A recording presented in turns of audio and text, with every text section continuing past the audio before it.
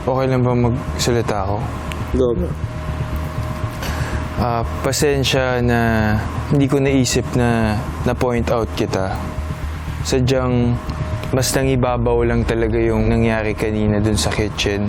Siguro yung tungkol din naman sa yung hindi mo ako gusto sa pagpasok dito, siguro mas kailangan ko pang ipakita sa'yo na kung sino ako para mas maintindihan mo kung saan ako nanggagaling on a deeper level. Sorry talaga kung mali yung term na nasabi ko, bullying. Masasabi ko po na nasaktan lang po ako sa joke na yon. Siguro dahil hindi naman ako ganun magbiro.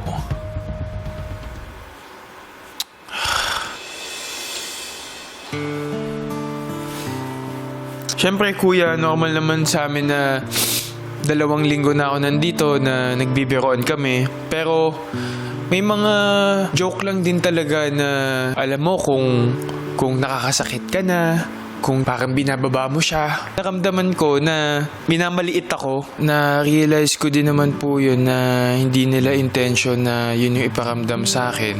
Sorry talaga. I'm sorry, okay?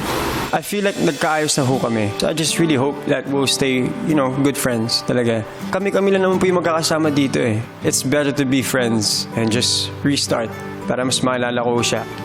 Love you, bro. Love you too. You could do that.